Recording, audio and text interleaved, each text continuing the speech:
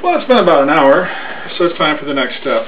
As we look at the sponge, we see it's got lots of bubbles in it. It's risen a lot. It's been very active, and we're ready to go forward. The original recipe, there we go, turning on the scales, has you use all the flour at once, which is an awfully big act of faith on the part of the recipe writer, since different people measure cups differently. Although they do tell you in here that a cup should weigh about 125 grams. We need to put the rest of the flour, which is 7 cups, in here. That was the first. 2.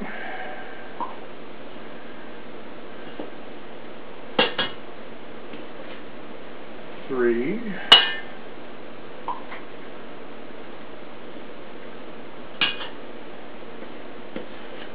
4.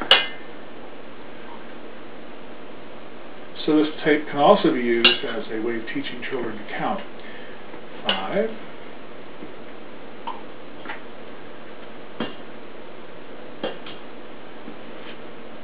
6. One more and we'll be done with this.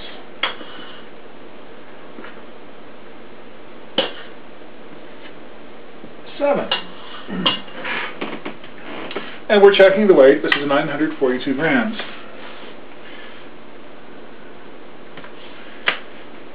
The next thing you do is make a well in the middle of the flour and add the rest of the ingredients in that well. Here we go. Here's our little well.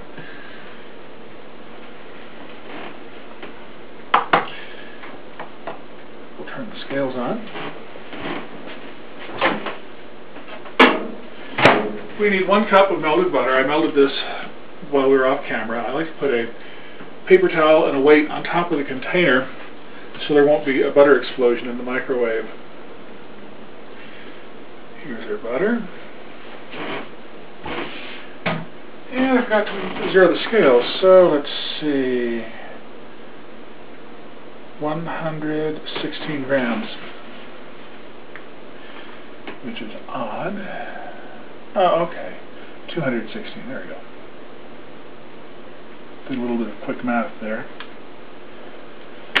This time I will zero the scales.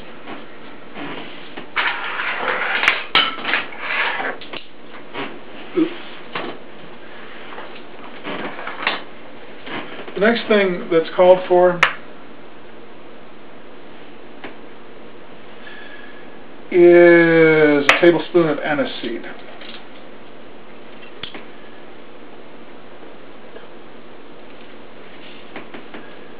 And it comes up to 4 grams. The scales may be acting up today, need new batteries.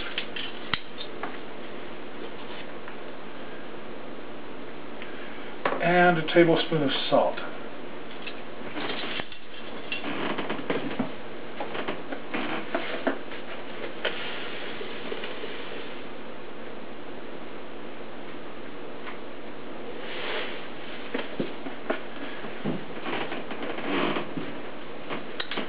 Which looks like 8 grams.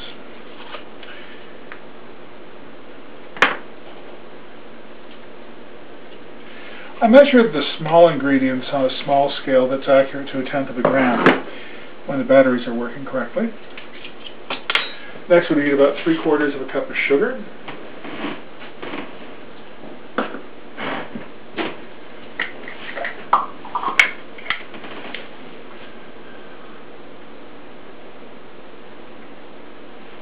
Close enough. 177 grams.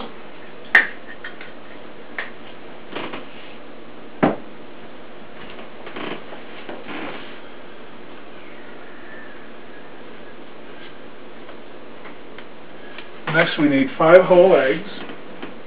I broke them while we were off camera.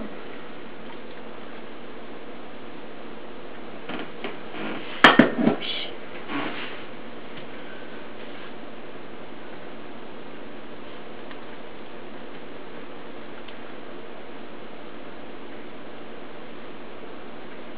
251 grams. I forgot to zero again, so I had to do some quick math.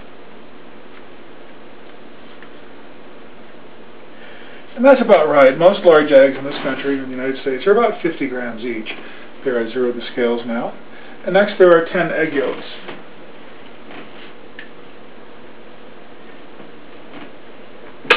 Get a spatula and get the last of the goodness out. My feeling is we paid for them, we should use them. Okay, there we go. That's good enough. That comes up to 201 grams. Okay, that is all of our ingredients weighed out. We can turn the scales off.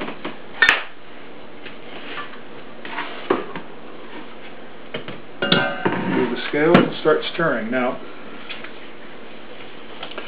one of the other things I did before we began is I pre-sifted all the flour and weighed it. So I know there was 2,800 grams of flour in here, so I've got a reality check. I can weigh this later and find out how much it weighs and know exactly how much flour I used. This also accommodates the measurement of any flour that I put on the kneading surface. We can find out later how much we used there.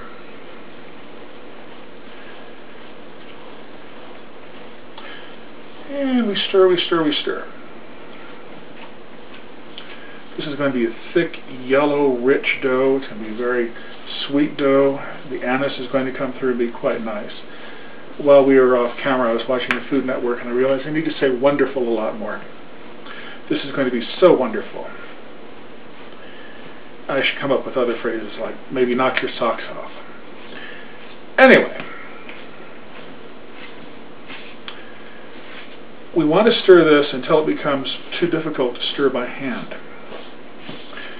One thing to keep in mind when you're working, and we need to put the sponge in. One of the things this tape is also showing more than most of the others is it's okay to make mistakes. You can correct and catch them, and it'll work out okay. As Father Dominic said on his series, it's only bread. It'll forgive you. And he's right. There we go. I was wondering why the dough was so dry.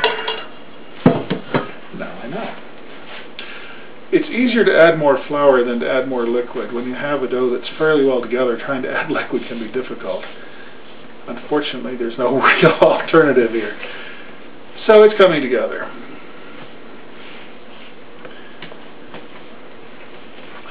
One other reason I like to measure ingredients by weight is it's easier to tell you to use so many grams of this and so many grams of that. And I have a fairly good idea that the dough will be similar to what that you make will be similar to what I wanted you to make. When you measure with cups, with the tremendous variations in cups, I don't have that assurance. In the end, what we look for is the feel of the dough. Every baker I know measures carefully and then feels the dough and adjusts as necessary because there are differences between flours and batches of flour. But the differences in flours are much lower than the differences between your cup and my cup. So using weight is a good way of starting.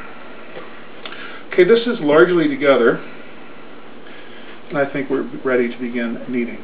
So I'm going to turn off the camera and we'll turn it on in a second or two.